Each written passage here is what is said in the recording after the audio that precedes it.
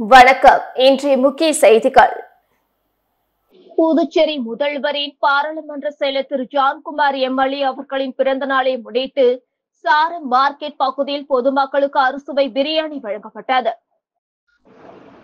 புதுச்சேரி முதல்வரின் பாராளுமன்ற செயலரும் காமராஜ் நகர் தொகுதி சட்டமன்ற உறுப்பினருமான திரு ஜான்குமார் அவர்களின் பிறந்தநாள் விழா நாளை அவரது ஆதரவாளர்களால் சிறப்பாக கொண்டாடப்பட உள்ள நிலையில் அதன் ஒரு பகுதியாக புதுச்சேரி சாரம் மார்க்கெட் பகுதியில் பொதுமக்களுக்கு அறுசுவை பிரியாணி வழங்கும் நிகழ்ச்சி நடைபெற்றது. நெல்லித்தோப்பு தொகுதி பாஜக தலைவர் விஜயராஜ் ஏற்பாட்டில் நடைபெற்ற பிரியாணி வழங்கும் நிகழ்ச்சியில் நெல்லித்தோப்பு தொகுதி சட்டமன்ற உறுப்பினர் திரு ரிச்சர்ட் ஜான்குமார் அவர்கள் சிறப்பு விருந்தினராக கலந்து கொண்டு பொதுமக்களுக்கு அறுசுவை பிரியாணி, தண்ணீர் மற்றும் குளிர்பானங்களை வழங்கினார். நிகழ்ச்சியின் போது திரளான அப்பகுதி பொதுமக்கள், நெல்லித்தோப்பு தொகுதி சட்டமன்ற உறுப்பினர் திரு ரிச்சர்ட் ஜான்குமார் அவர்களின் ஆதரவாளர்கள், தொண்டர்கள் மற்றும் பாஜக நிர்வாகிகள் திரளாக உடனிருந்தனர்.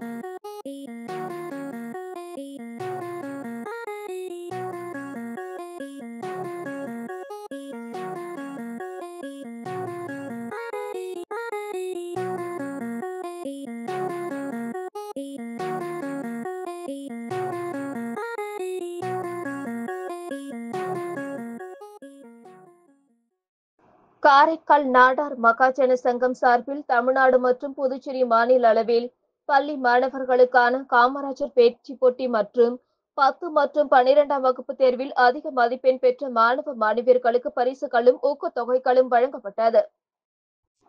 காரைக்கால் அடுத்துள்ள திருப்பட்டினம் அருள்மிகு நடன காளியம்மன் ஆலயத்தில் காரைக்கால் மாவட்ட நாடார் மகாஜன சங்கம் மற்றும் மதுரை மகாஜன சங்கம் இணைந்து 2025ஆம் ஆண்டுக்கான கல்வி திருவிழா என்ற தலைப்பில் தமிழ்நாடு மற்றும் புதுச்சேரி மாநில அளவில் பள்ளி மாணவர்களுக்கான காமராஜர் பேச்சு போட்டி நடைபெற்றது.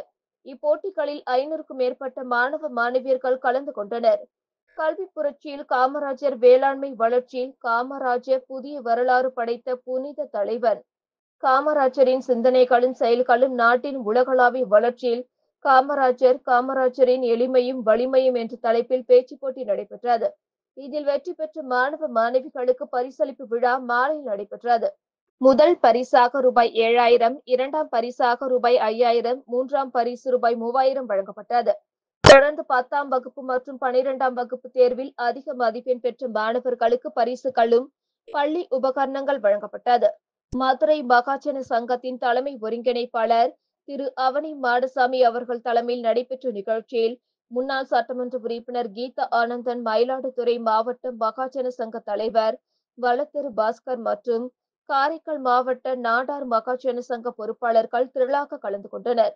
நிகழ்ச்சி ஏற்பாடுகளை காரைக்கால் மாவட்ட நாடார் மகாஜன சங்க இளைஞரணி தலைவர் SRK கார்த்திக் மற்றும் திருமலைராயன் பட்டினம் நாடார் உறவின் முறை சங்க செயலாளர் KTR சிறப்பாக செய்திருந்தனர்.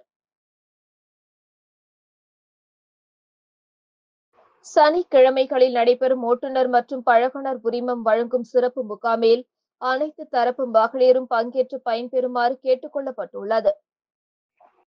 இது தொடர்பாக புதுச்சேரி அரசு போக்குவரத்து துறை ஆணைய சிவக்குமார் வெளியிட்டுள்ள செய்திக்குறிப்பில், புதுச்சேரி போக்குவரத்து துறையில் கடந்த 11/12/2021 தேதி முதல் பெண்களுக்கான சிறப்பு பழகுனர் மற்றும் ஓட்டுநர் உரிமம் வழங்கும் முகாம் நடத்தப்பட்டு வருகிறது. இந்த முகாம் புதுச்சேரி வட்டார போக்குவரத்து அலுவலகத்தில் அனைத்து சனிக்கிழமைகளிலும் காலை 9:30 மணி முதல் 12:30 மணி வரை நடக்கிறது. இதேபோல் காரைக்காலில் மாதத்தின் முதல் மற்றும் 3வது சனிக்கிழமைகளிலும் இந்த சிறப்பு முகாம் பெண்களுக்கான பிரத்யேகமாக நடத்தப்படுகிறது. இந்த வசதி அனைத்து தரப்பு மகளிரும் உபயோகப்படுத்தி வாகன பழகுனர் மற்றும் ஓட்டுநர் உரிமத்தை பெற்று வாகனங்களை ஓட்டி விபத்தில்லா மாநிலமாக புதுச்சேரியை மாற்றிட வேண்டும். இவ்வாறு அதில் கூறப்பட்டுள்ளது. திருபுவனை சட்டமன்ற தொகுதிக்குட்பட்ட நல்லூர் காலனியில் கழிவுநீர் வசதியுடன் கூடிய தார் சாலை அமைக்கும் பணிக்கான பூமி பூஜையை சட்டமன்ற உறுப்பினர் அங்காளன் பூமி பூஜை செய்து பணியினை தொடங்கி வைத்தார். புதுச்சேரி அரசு ஆதி திராவிடர் நல மற்றும் பழங்குடியினர் நலத்துறை பரிந்துரையின் மூலம் ஆதி திராவிடர் மற்றும் பழங்குடியினர் மேம்பாட்டு வரைநிலை கழகத்தின் சார்பாக திருபுவனை சட்டமன்ற தொகுதிக்குட்பட்ட ஆதி திராவிடர் வசிக்கும் நல்லூர் காலனியில் புதிதாக பட்டா வழங்கப்பட்ட இடத்தில் உள்ள அனைத்து சாலைகளுக்கும் கழிவுநீர் வசதியுடன் கூடிய தார் சாலை அமைக்கும் பணிக்கான பூமி பூஜை ரூபாய் 55,50,000 மதிப்பீட்டில் நடைபெற்றது. இதில் திருபுவனை தொகுதியின் சட்டமன்ற உறுப்பினர் அங்காளன் கலந்து கொண்டு விழாவிற்கு தலைமை தாங்கி பூமி பூஜை செய்து பணியினை தொடங்கி வைத்தார். இவ்விழாவில் ஆதி திராவிடர் நல மற்றும் பழங்குடியினர் நலத்துறை இயக்குநர் இளங்கோவன், புதுச்சேரி ஆதி திராவிடர் மற்றும் பழங்குடியினர் மேம்பாட்டு வரைநிலை கழகத்தின் மேலாண் இயக்குநர் சிவக்குமார், செயற்பொறியாளர் பக்தவச்சலம், இளநிலை பொறியாளர் திருவருட்செல்வன், மண்ணாடிப்பட்டு கொம்யூன் பஞ்சாயத்து ஆணையர் எழில்ராஜன், உதவி பொறியாளர் மல்லிகார்ஜுனன், இளநிலை பொறியாளர் பாஸ்கரன், ஒப்பந்ததாரர் தங்கராசு, ஊர் பொதுமக்கள் மற்றும் சட்டமன்ற உறுப்பினரின் ஆதரவாளர்கள் உட்பட பலர் கலந்து கொண்டனர். பல்வேறு எதிர்ப்புகளையும் மீறி புதுச்சேரிக்கு வந்தடைந்த சுற்றுலா சொகுசு கப்பல் பயணிகளை சுற்றுலாத்துறை செயலர் மணிகண்டன் பூங்கொத்து கொடுத்து வரவேற்றார். சென்னையிலிருந்து விசாகப்பட்டினம் வழியாக புதுச்சேரிக்கு கார்டிலா என்ற தனியார் நிறுவனத்திற்கு சொந்தமான சொகுசு கப்பல் இன்று காலை புதுச்சேரிக்கு முதல் முறையாக வந்தது. இந்த சொகுசு கப்பலில் 1800 பேர் பயணம் செய்தனர்.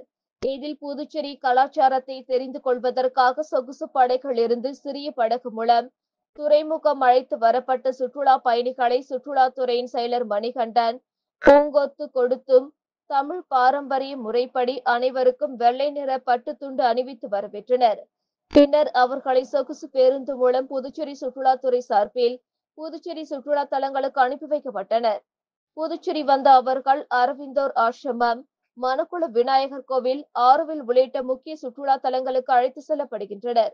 பின்னர் மாலை 4 மணியளவில் மீண்டும் துறைமுகம் திரும்பும் சுற்றுலா பயணிகளின் நடுக்கடலில் நிறுத்தி வைக்கப்பட்டுள்ள கார்டிலா சொகுசு கப்பலுக்கு சென்று பின்னர் இரவே சென்னை திரும்புகின்றனர். BSc நர்சிங் படிப்புக்கு நடந்த நுழைவுத் தேர்வின் மெரிட் லிஸ்ட் வெளியிடப்பட்டுள்ளது. புதுச்சேரி அரசு மற்றும் தனியார் செவிலியர் கல்லூரிகளில் உள்ள BSc நர்சிங் படிப்புகளுக்கான அரசு ஒதுக்கீட்டு இடங்களை நிரப்புவதற்கு சுகாதாரத்துறை சார்பில் நுழைவுத் தேர்வு கடந்த 29ஆம் தேதி நடந்தது. புதுச்சேரி பெட்டி செமினார் மேல்நிலைப்பள்ளி, காரைக்கால், மாகி மற்றும் ஏனாம் என 9 மையங்களில் நடந்த நுழைவுத் தேர்வை 1877 பேர் தேர்வு எழுதியுள்ளனர். நுழைவுத் தேர்வுக்கான ஆன்சர் கீ கடந்த 1ஆம் தேதி வெளியிடப்பட்டது. இந்நிலையில் தேர்வுக்கான முடிவுகளின் மெரிட் லிஸ்ட் வெளியிடப்பட்டுள்ளது. புதுச்சேரியில் 30 ஆண்டுகளுக்கு பிறகு சந்தித்த முன்னாள் மாணவர்கள் கேக் வெட்டி நடனமாடி உற்சாகமாக கொண்டாடினர். புதுச்சேரியின் பழமையான பாத்திமா ஆண்கள் பள்ளியில் படித்த முன்னாள் மாணவர்களின் சந்திப்பு நிகழ்ச்சி தனியார் விடுதியில் நடந்தது. 30 ஆண்டுகளுக்கு முன் படித்தவர்கள் தங்களது நண்பர்களை ஒரே இடத்தில் சந்திக்கும் ஆர்வத்தில் கூடி மகிழ்ந்தனர். இப்பள்ளியின் முன்னாள் மாணவரான முன்னாள் அரசு கொறடா அனந்தராமன் கேக் வெட்டி அனைவருக்கும் ஊட்டி வாழ்த்துக்கள் பரிமாறிக்கொண்டார். தொடர்ந்து நடந்த மெல்லிசை நிகழ்ச்சியில் பலரும் இளமை பருவம் திரும்ப வந்தது போல் துள்ளி நடனமாடினார்கள். வயது முதிர்ந்து நரை கூடிய நிலையிலும் தங்களது மாணவ பருவத்தை மறக்காமல் இளமை துள்ளலுடன் மகிழ்ச்சியுடன் அனைவருமே பிரிந்தனர். புதுச்சேரியில் கடந்த 3 நாட்களாக சரிவர குப்பைகளை வாராததால் சுயேட்சை எம்எல்ஏ நேரு தலைமையில் பொதுநல அமைப்பினர் உள்ளாட்சித்துறை அலுவலகத்தை முற்றுகையிட்டு போராட்டத்தில் ஈடுபட்டதால் பரபரப்பு ஏற்பட்டது. புதுச்சேரியில் குப்பை வாரும் தனியார் நிறுவனத்தின் டெண்டர் கடந்த சில தினங்களுக்கு முன்பு முடிந்த நிலையில் புதிய நிறுவனம் குப்பை வாரும் பணியை தொடங்கியுள்ளது. புதுச்சேரியில் பல்வேறு இடங்களில் சாலையோரம் வைக்கப்பட்ட குப்பை தொட்டிகளை பழைய நிறுவனம் எடுத்து சென்றதால் பொதுமக்கள் குப்பைகளை சாலையிலே வீசி செல்கின்றனர். இதனால் பல்வேறு இடங்கள் குப்பை மேடுகளாக காட்சியளிக்கின்றன. இந்த நிலையில் சரிவர குப்பை வாராத உள்ளாட்சித்துறை நிர்வாகத்தை கண்டித்து சுயேட்சை எம்எல்ஏ நேரு தலைமையில் 100க்கும் மேற்பட்ட பொதுநல அமைப்பினர் உள்ளாட்சித்துறை அலுவலகத்தை முற்றுகையிட்டு போராட்டத்தில் ஈடுபட்டனர். அப்பொழுது துறை இயக்குநருடன் சுயேட்சை எம்எல்ஏ நேரு கடும் வாக்குவாதத்தில் ஈடுபட்டதால் பரபரப்பு ஏற்பட்டது. அதிகாரிகள் தரப்பில் இருந்து உரிய நடவடிக்கை எடுக்கப்படும் என உறுதியளித்ததை தொடர்ந்து போராட்டம் கைவிடப்பட்டது. புதுச்சேரியில் பல் மருத்துவ முதுநிலை படிப்பிற்கு ஆன்லைனில் விண்ணப்பங்கள் வரவேற்கப்படுகிறது. இது தொடர்பாக சென்டாக் நிர்வாகம் வெளியிட்டுள்ள செய்திக்குறிப்பில், பல் மருத்துவம் முதுநிலை படிப்பில் சேர இந்த ஆண்டு நடைபெற்ற எம்டிஎஸ் நீட் தேர்வில் தகுதி பெற்றவர்களிடமிருந்து அரசு அகில இந்திய ஒதுக்கீடு மற்றும் என்ஆர்ஐ இடங்களுக்கு நேற்று 3ஆம் தேதி முதல் வரும் 6ஆம் தேதிக்குள் ஆன்லைனில் விண்ணப்பங்கள் வரவேற்கப்படுகிறது. மேலும் விவரங்களுக்கு சென்டாக் இணையதள முகவரியை பார்க்கவும். இவ்வாறு செய்திக்குறிப்பில் கூறப்பட்டுள்ளது. மளிகை கடை உரிமையாளர் தூக்கு போட்டு தற்கொலை செய்து கொண்ட விவகாரத்தில் அவர் எழுதி வைத்திருந்த கடிதத்தின் அடிப்படையில் தனியார் நிதி நிறுவன ஊழியர்கள் மீது வழக்கு பதிவு செய்யப்பட்டுள்ளது. திருக்கனூர் அடுத்த சோரப்பட்டு தென்னஞ்சாலை வீதியை சேர்ந்தவர் பெரியனசாமி. இவர் மளிகை கடை நடத்தி வருகிறார். இவருக்கு கௌரி என்ற மனைவியும் 2 மகன்கள், 1 மகள் உள்ளனர். இவர் கடந்த மார்ச் 15ஆம் தேதி வீட்டில் தூக்கு போட்டு தற்கொலை செய்து கொண்டார். இது குறித்து அவரது மனைவி கௌரி திருக்கனூர் போலீசில் புகார் அளித்தார்.